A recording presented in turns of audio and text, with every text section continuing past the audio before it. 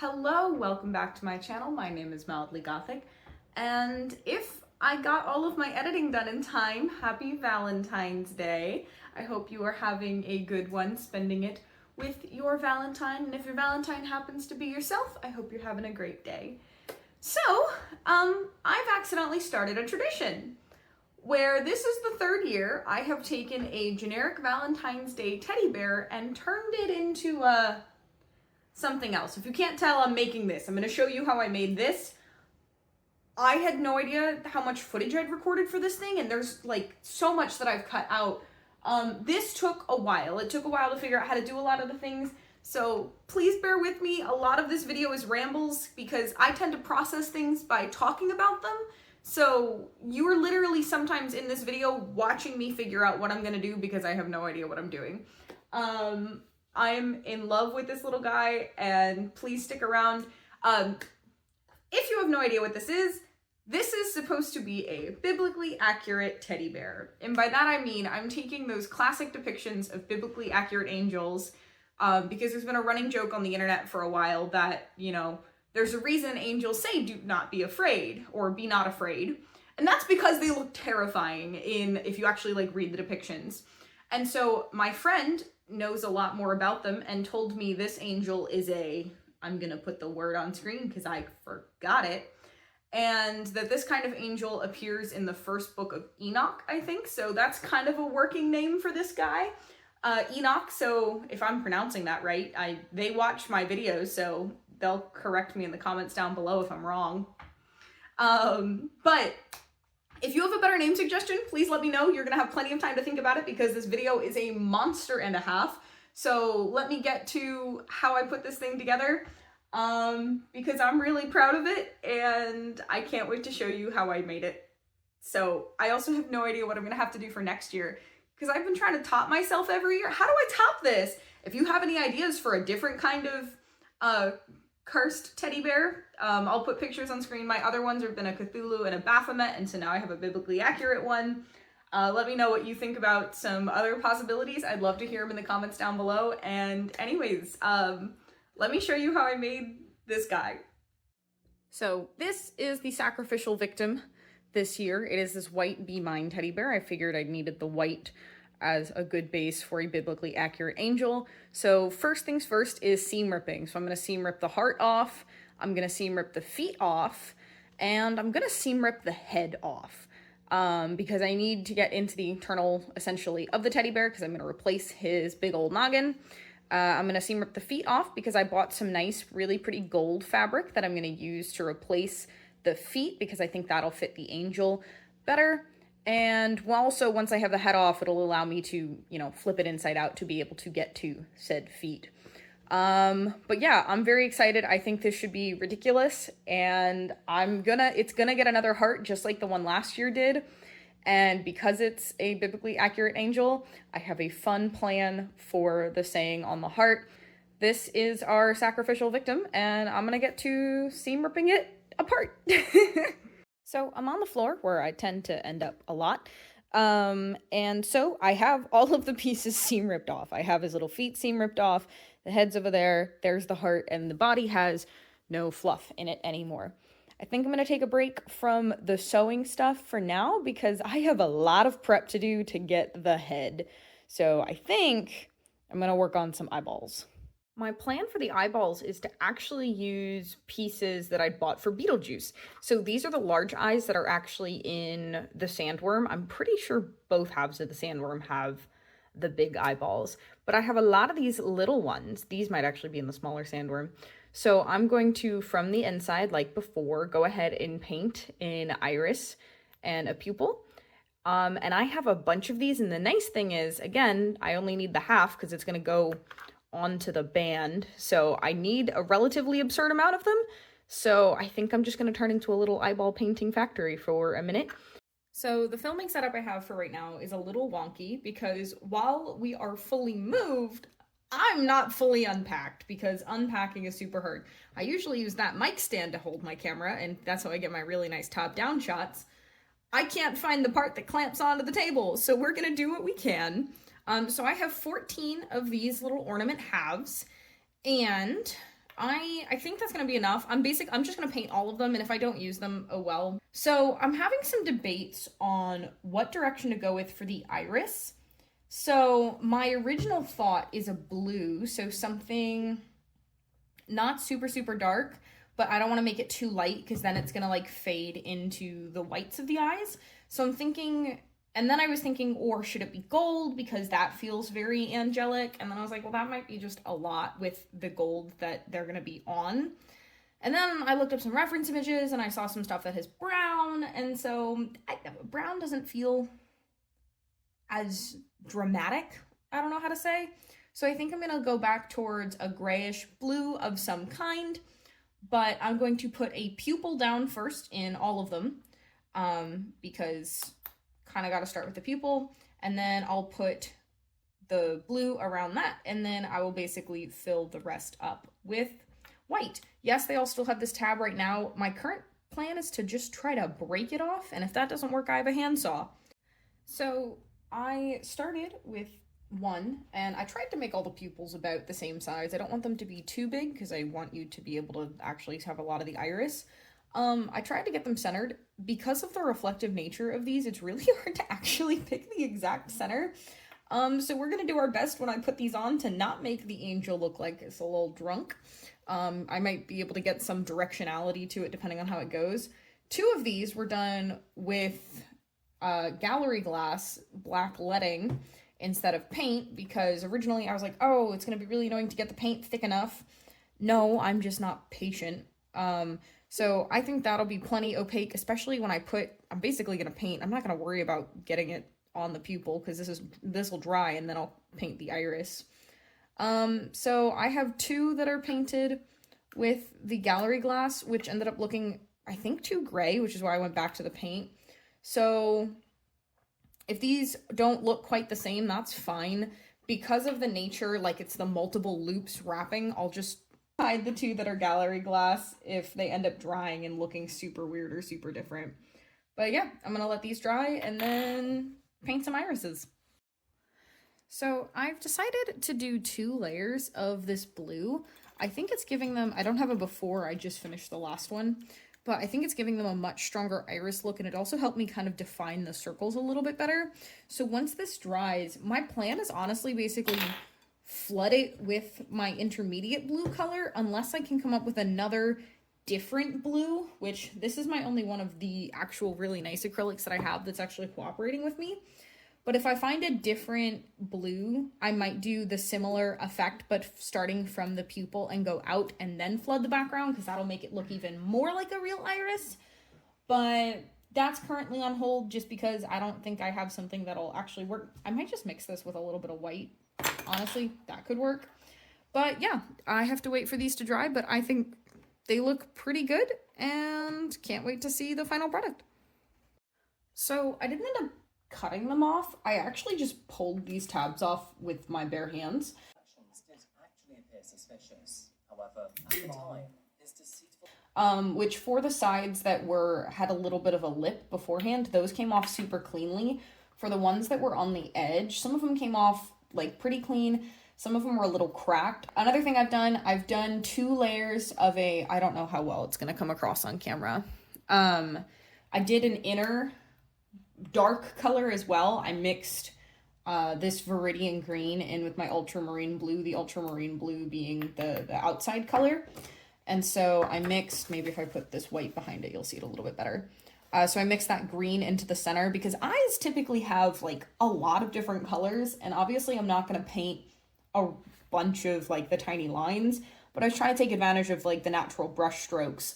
And so what I have now is this blue, and I'm basically gonna fill in the rest of the eye and let that dry. And then I might do some little red veins on the whites before I fill it in with white. That might look nice. But yeah, it's blue time. So in classic fashion, I'm trying to rationalize what to do next and doing too many things at once. So I have cannibalized part of a moving box and created these long strips, and these strips should be wide enough that basically I can get the eyes that I have on there. and, you know, a little bit extra. I don't want them to be bigger than this because I think this is already going to look really big in comparison to the teddy bear, but I think that's a good size. I'm not sure how I want to wrap these in the gold fabric, whether I literally want to wrap it and glue it, because the thing is, because it's a circle, you're going to see the inside on the back. And I also am going to keep the heart. So I seam ripped open the heart. Because I want to do some embroidery on the heart, I think I'm at least going to trace out my heart shape on my gold fabric. So that way, because I don't think I'm going to be able to get this well into like an embroidery hoop, especially if I consider the front of it. Yeah, I'm gonna embroider, I think, because I'm still trying to brainstorm how to tackle that, and I also might do the feet instead. There's a million things I could do next, and I'm just trying to figure out which one I'm actually gonna do. So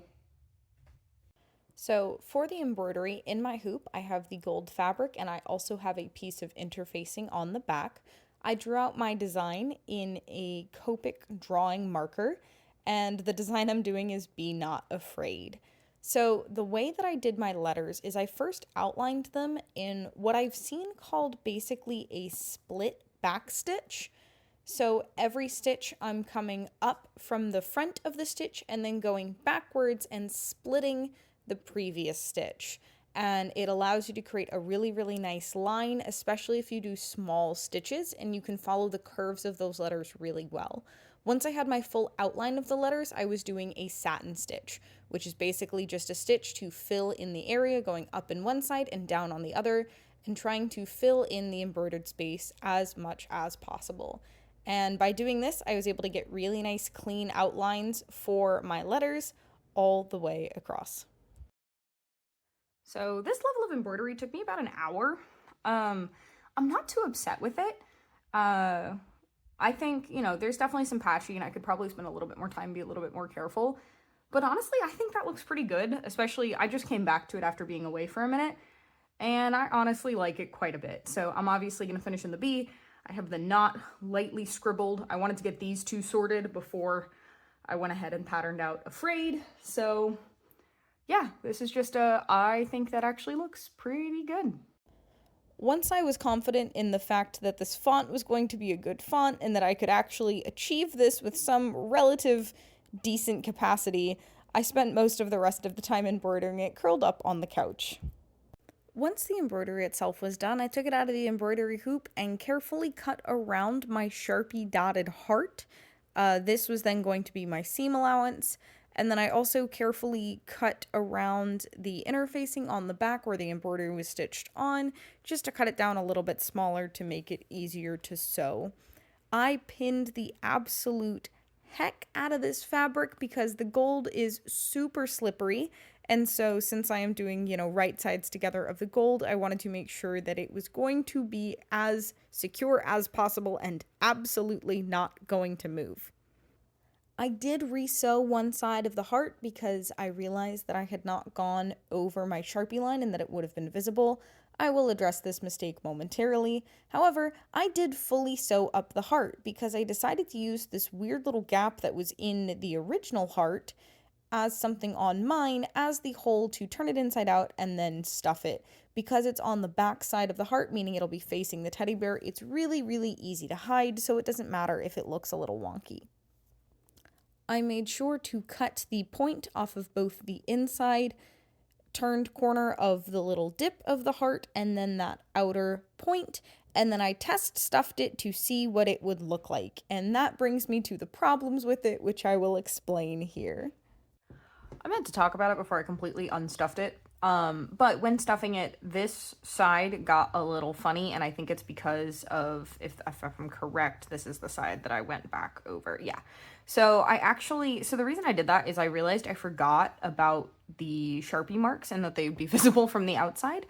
So I tried to fix that, except in doing so, I kind of completely screwed up this side of the heart. So I'm actually gonna seam rip out the closer edge, and we'll see the one that's more in, and so maybe I just have to hand tack this side in place a little bit better. But besides that hiccup, this is really cute and it's really stupid and I love it so much.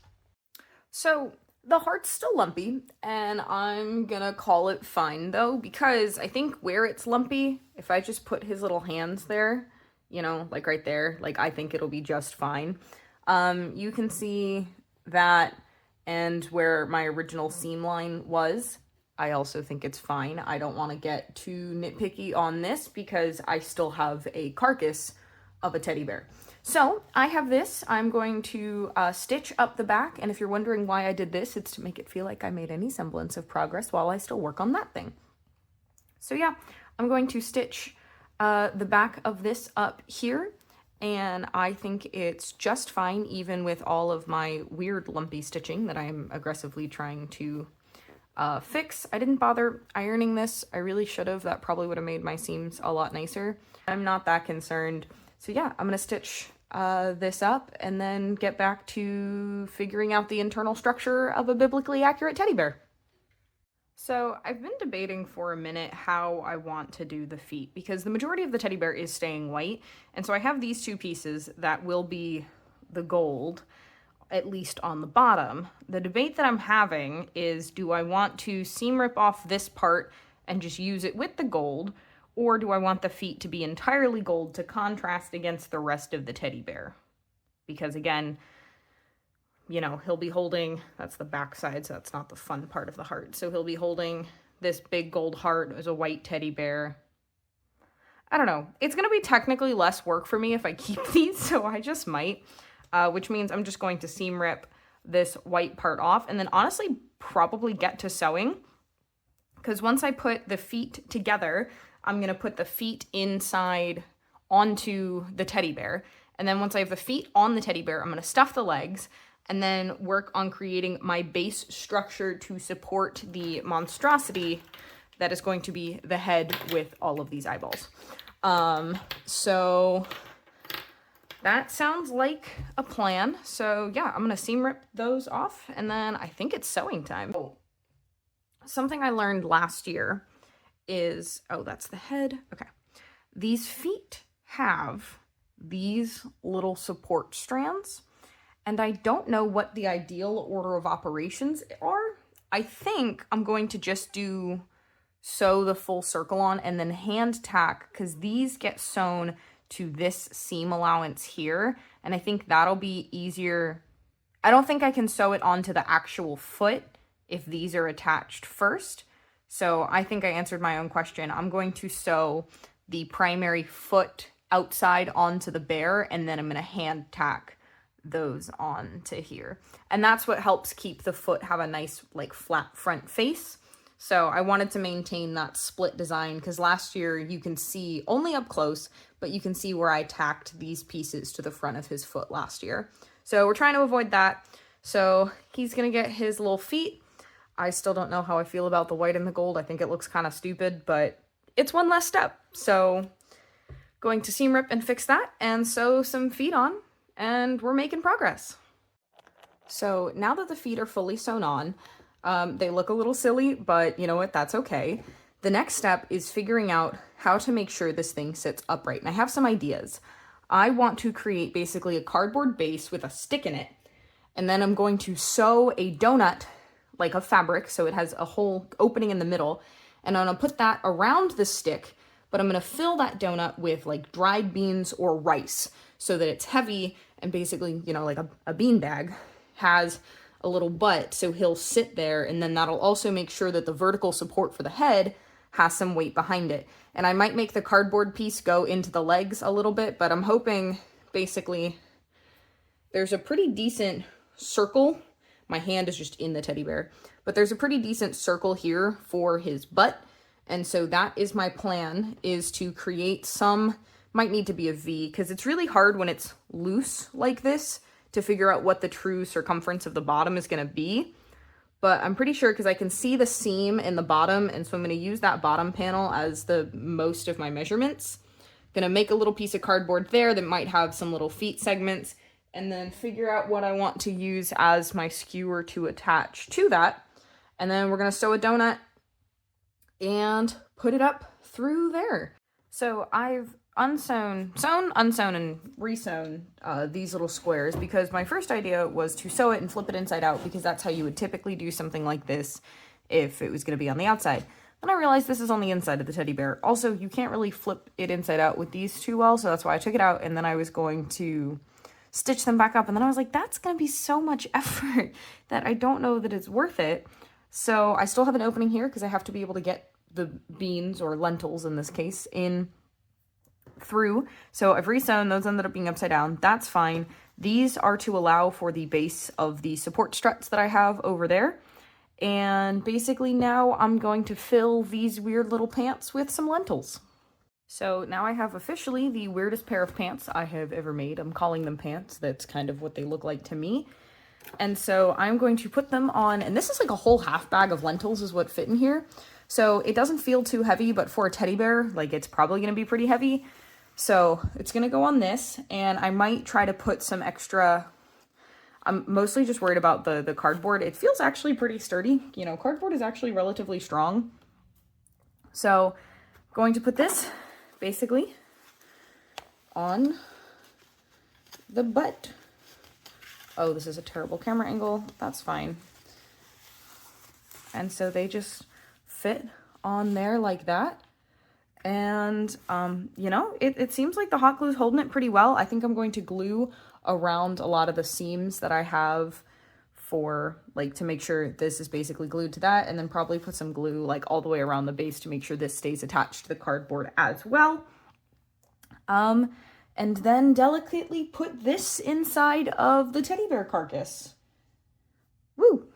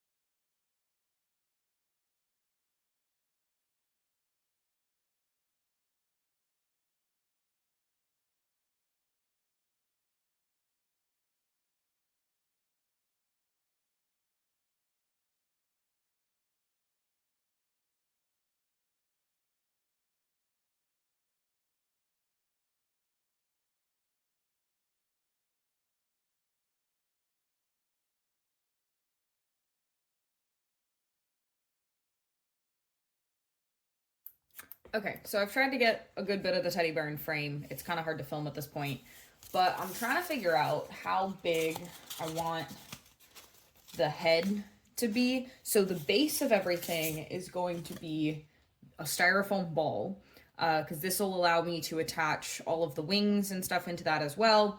And this is going to get attached to that somehow. This ended up far more forward than I thought. So I think I'm going to have some kind of thing that angles backwards so that this sits more where I need it to. But with that, I have these cardboard strips that I've already bent into, I think, about the right shape. And so I'm thinking that's going to be my outer thing of eyeballs. My hope was to get 3 rings of eyes, and I might only be able to get 2 just based on size of, you know, things. So obviously the eyes are one of the most important things about this, and I've kind of put off thinking about how I want to do them until now. So I'm going through a few different prototypes. First, I just tried, like, basically cutting a slit in the fabric and seeing what it would look like to just pop the eye through it, which looks pretty good. We're going to pretend I didn't open the sides on that, which looks pretty good, except, you know, then that's a raw edge, and so then I opened it up so I could flip. I'll do it this way because that's the way I'd kind of done it. So I could flip those panels down. I was like, okay, that doesn't look bad, except now I have these big flat sides. So what if I take a slit, cut it into a curve, so this is actually a curved gap, and then sew something to the inside. And, like, that doesn't look bad, but it's also really messy. This is my preferred method so far. I'm just concerned about how to attach it to the big pieces of cardboard, which I'll explain as we go through. So there's 3 things going on here. So the eye is just there, and I have these 2 pieces of basically ribbon that I sewed and folded over, and they're just held in with pins, and this is what's making that initial shape of what's going to cocoon the eye. I've also seen people use basically straight up googly eyes and not have all this extra stuff, but I think this makes it look cooler than just that. Like, that's fine and all, but you can't tell me that that doesn't look better. And then with this next level, so this is again just a piece of, and this is just some scrap cotton I have. It's really not enough to do anything with, other than mock-up stuff like this. So then what I did is I took and I just folded under the edges, and this is where things got a little testy and how I'm not sure the feasibility of this method for the final product. But if you get enough patience, you can get it to settle like that. And I think that looks pretty cool. So one of the other issues with doing the slit is you end up with a lot of this fabric that like doesn't lay super flat. And so it looks like I can kind of get it to lay flat, but I also want it to lay even in respect to the bumps of the eyeballs. So sorry for the noise, that's Peanut in the window. But I think this looks pretty good. I'm still concerned about having these be potentially frayed raw edges. I don't know how I would finish this, because I don't want to cut it, because I still think even if I cut it just a little bit, I'd still end up with that really weird square corner.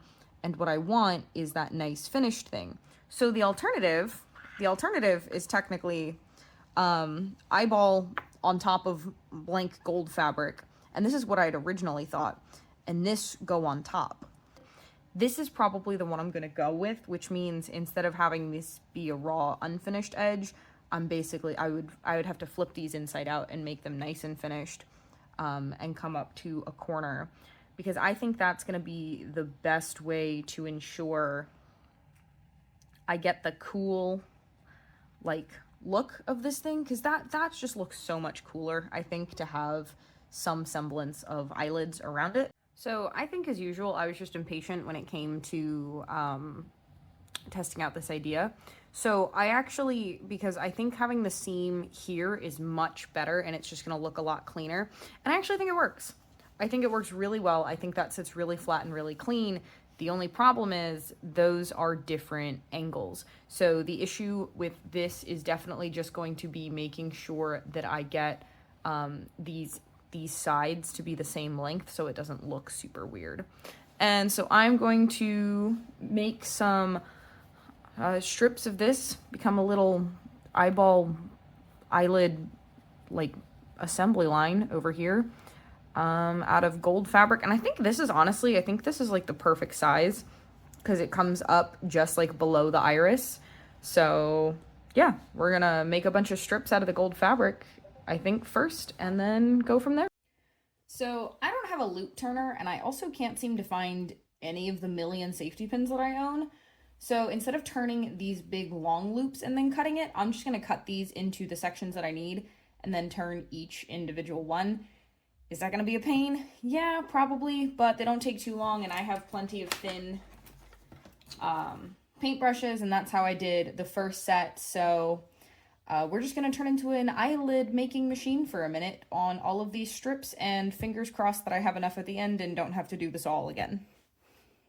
So after cutting all of those strips, luckily I ended up with even numbers, but I have exactly 12. So I'm going to honestly just go with this for now, and if I need the other two, because I have 14 eyes, we're just going to work with 12 for now and just see how it goes. Okay, so it's literally taken me probably an hour, it feels like, to turn all of these right side out. And the ends are fraying like nobody's business, which is why I took pinking shears to the inside hems. And a lot of these are going to be skinnier than the ones I had originally made. And that's just, I didn't iron the pieces that I had originally cut out. And so there was no way to really know how big the loop was going to be. And so some of them will be a little bit smaller.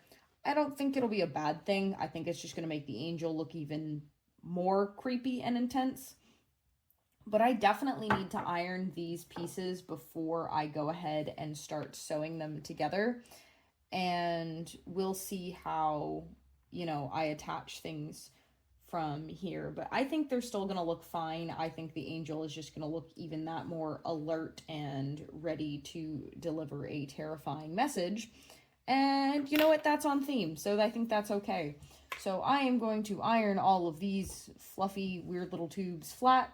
I am getting particles everywhere. But yeah, these are going to get ironed flat, and then I'm going to figure out the right geometry and dimensions from this test piece so that I can sew these into the proper angles, cut those, then iron them, and then start stitching them onto the larger strips. So I've come to a few realizations. One, I think I'm only going to have 2 loops of eyes. I know most depictions have a lot more, but it's just not really realistic, so I'm trying to get 2 loops of eyes. And this is the outer loop that I've kind of established. Those ends are just hot glued together. So I have this fabric, and if you'll notice, the texture on this fabric has a directionality to it. So the lines go this way. Someone is about to walk all over my fabric. Hi, baby.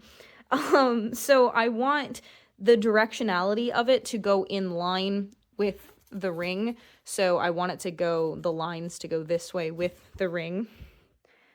Clearly my little angel is helping me.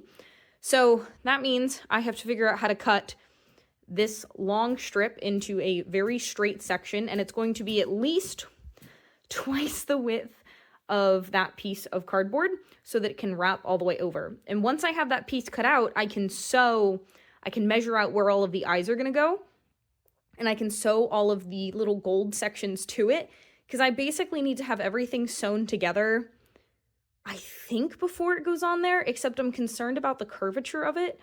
So we'll see. The fabric does have a little bit of a stretch, so I'm trying to figure out kind of the best way to do it.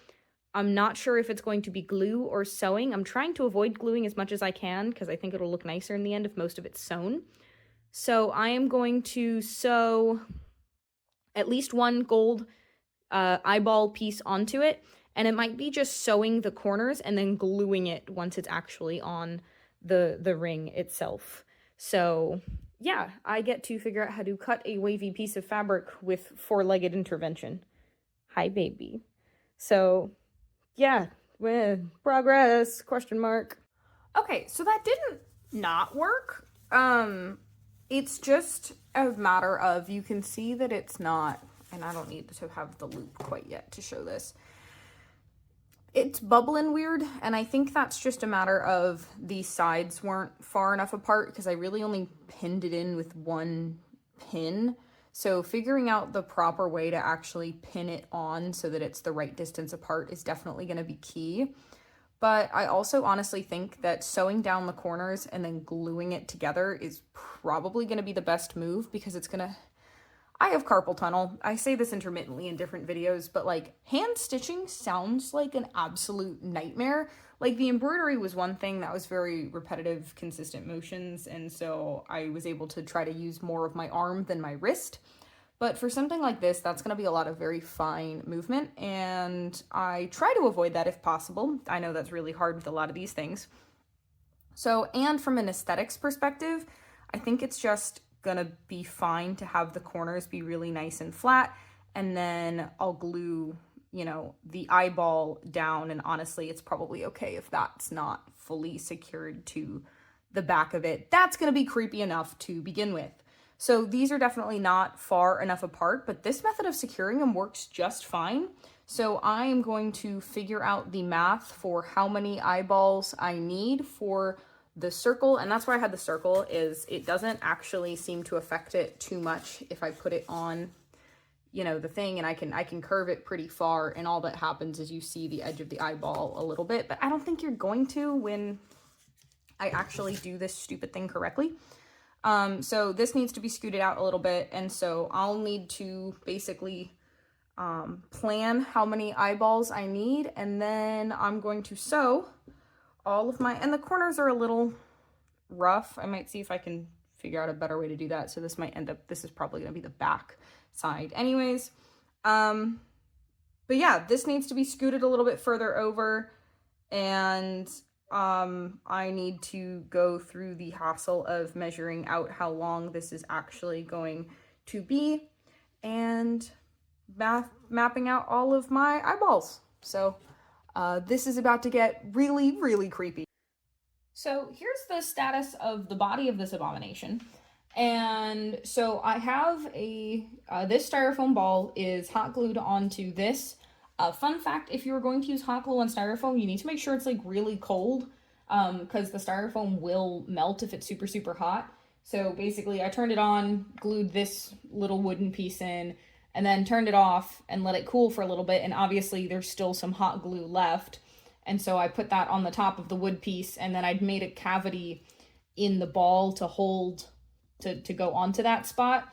And so I then just put it through that with the glue. And so now it is very securely on there.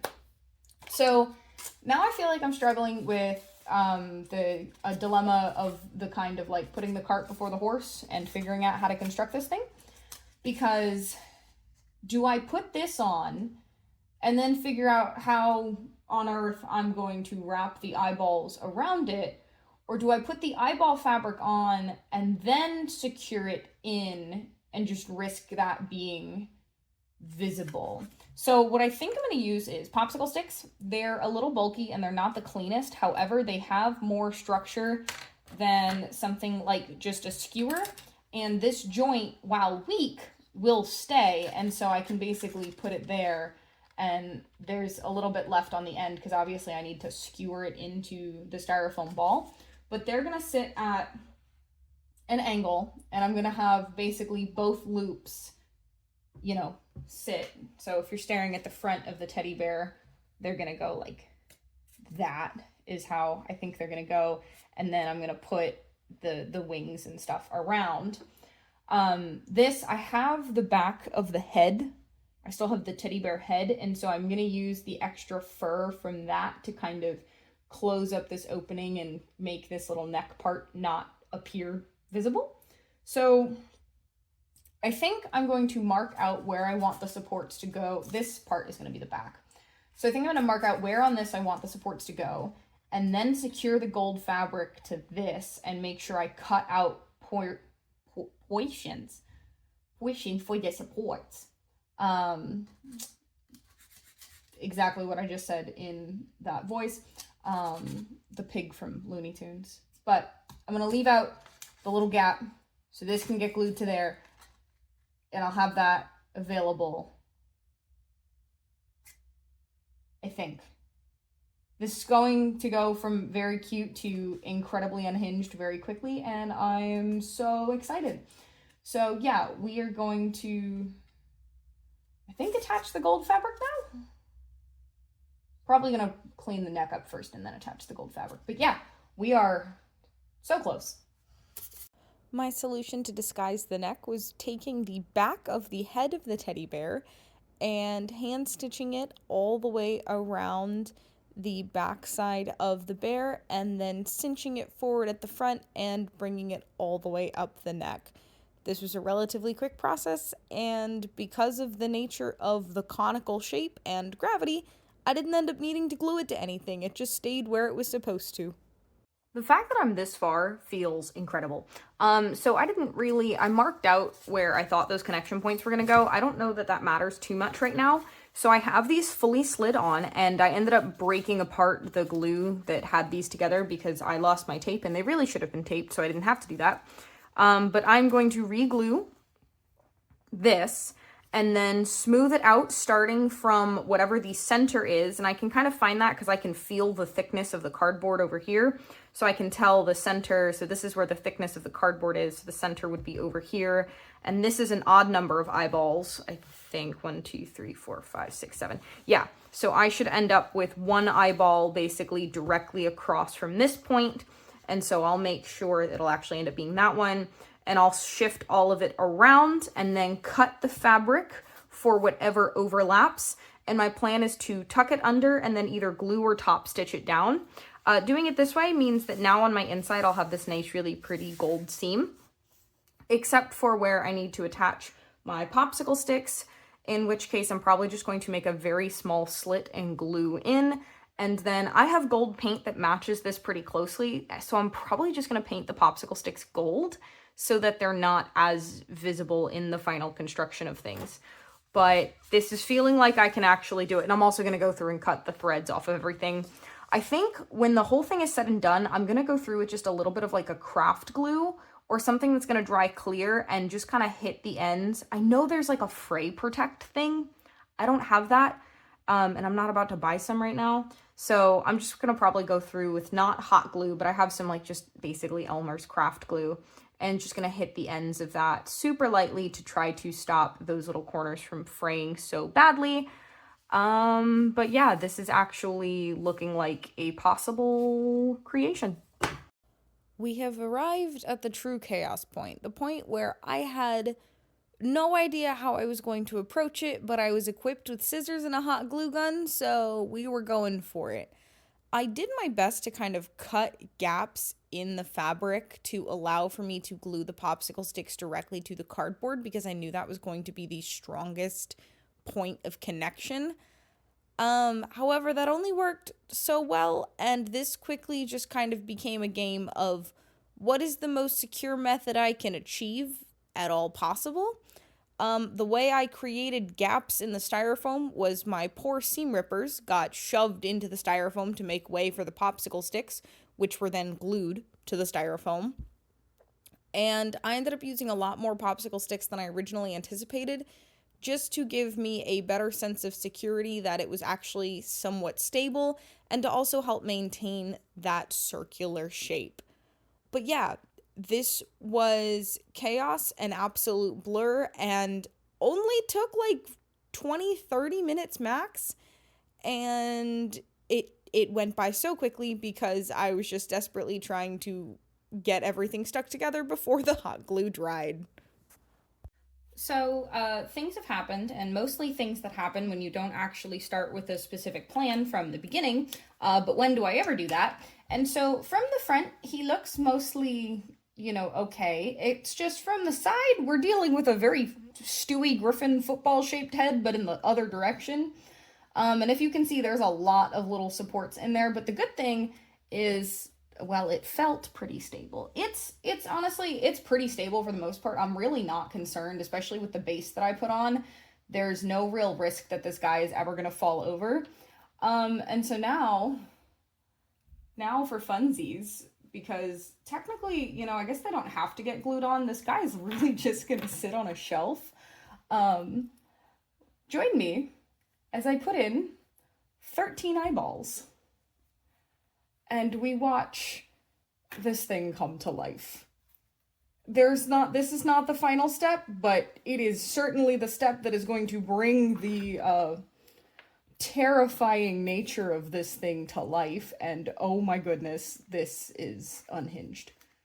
Come on, little eyeball. There we go. Oh my goodness. Oh goodness. Oh Lord. Sorry. Oh dear. Oh, this is why being someone who creates things out of nothing is really fun. Because now I own this. I made this. Because I could.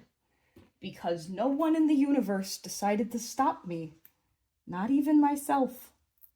We are here now, dealing with the repercussions of my actions of creating this terrifying monster. I am short an eyeball.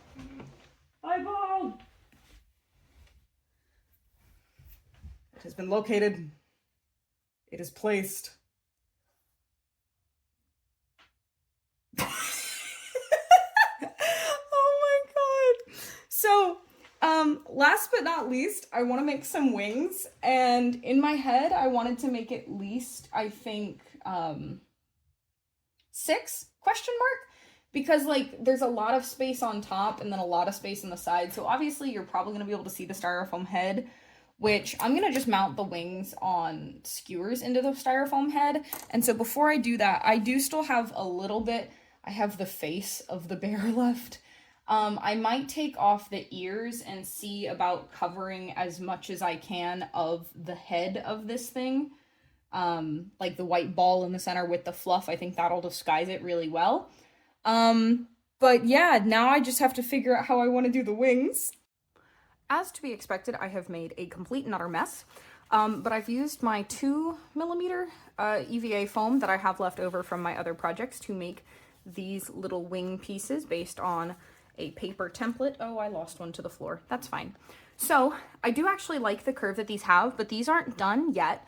So I want to do another layer of feathers on these and actually put a wire into the back of, I don't know if I want to do it on the front or along the spine. It depends on how I do this next step. But that way I can kind of get a lot of posable manipulation out of these. So, and I don't think the pencil marks on them are terrible. I think it gives it a little bit of character. So you can see I tried to kind of cut each bit into a point, and I just did this with good old-fashioned scissors. No X-Acto knife here. That's probably why they're also inconsistent. But this piece is exactly all of the 2mm that I have left, minus some minor scraps. So I want to do the next layer in the 2mm. I'm just not sure if I'm going to be able to, and I definitely won't be able to do double-sided out of the 2mm. So I do have 4mm foam, but that's just really, really thick, and I was hoping to maintain a little bit more delicateness for these. So not sure how I'm going to approach it, but I think I'm going to at least start approaching it with the 2mm, because I don't know, that's probably still too small for me to use. I don't know, my hope was that maybe some of these extraneous sections I might be able to use, and I don't know where my rubber cement is, so we're going to be using hot glue for this, which is like not my ideal in any way, shape, or form, but it's what we've got. So yeah, worst comes to worst, they're going to be a little janky. My hope is to at least have pairs be consistent. So obviously the opposite of the wing is just you flip it up like inside out, and that actually works because most of them are going to be kind of curling in with each other like this. But basically my hope is that each pair of wings I can at least do the same side. So I'm going to try to have three. The side that gets doubled up, I'm at least going to try to make consistent for the sets of them. So if I have two that end up with 4mm and the rest with 2mm, hopefully it all looks consistent. But that's what we're going to try to do now, so stressed. This is just a little clip to show you how I cut every single feather out from these wings by hand with the scissors. No X-Acto knife was used. It was a little bit tedious, but honestly, I got in a really good rhythm and flow of this, and it kind of became very cathartic.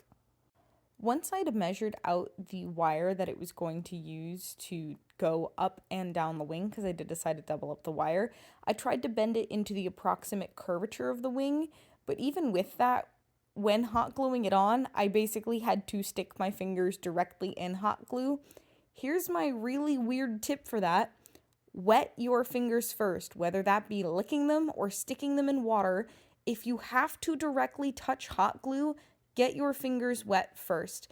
Not only does it kind of serve as a heat protectant, but it also prevents the glue from sticking to your fingers. So you are feeling the heat, however, you have a little bit of an extra barrier before it actually decides to stick to your skin and potentially cause you harm.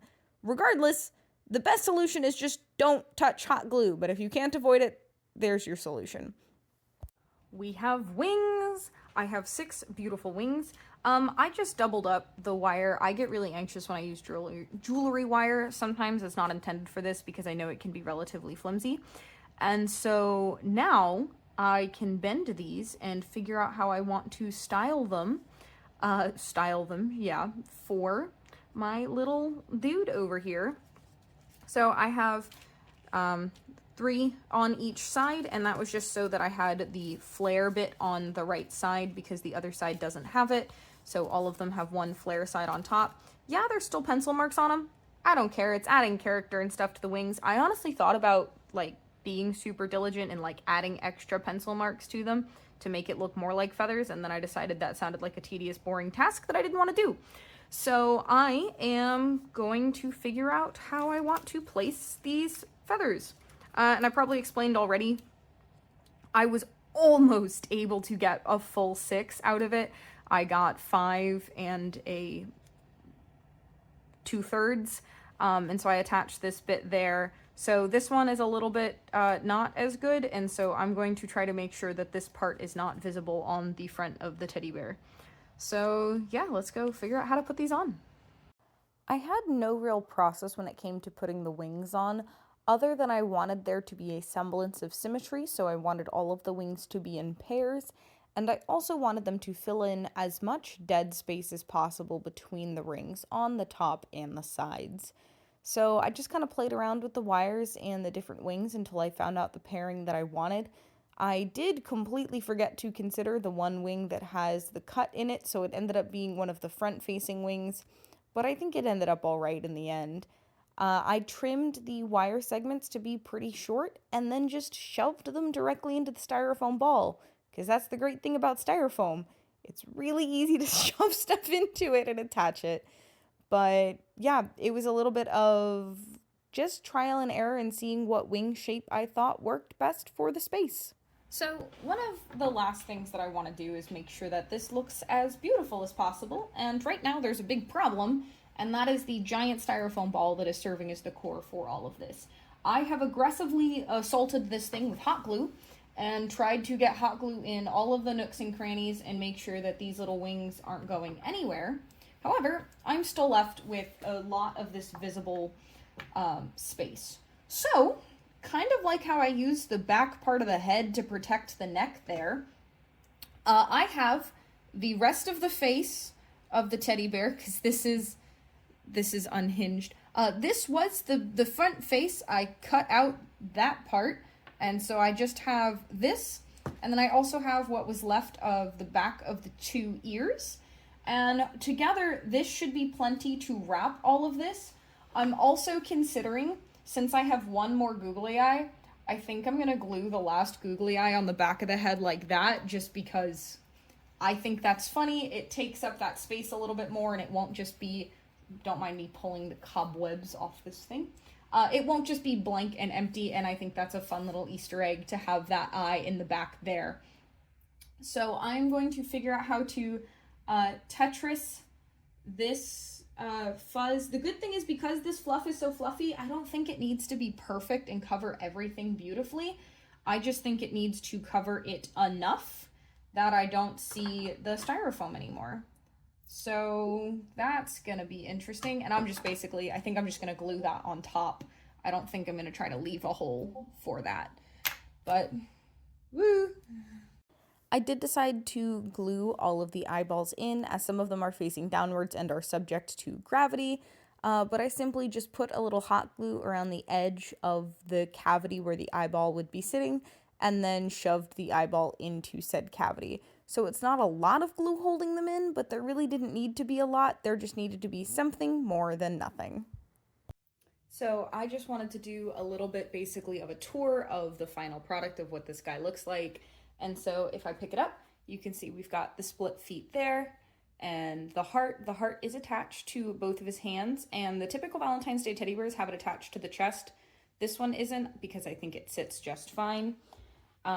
So we have the head, and if we spin it, you can see how the wings sit here.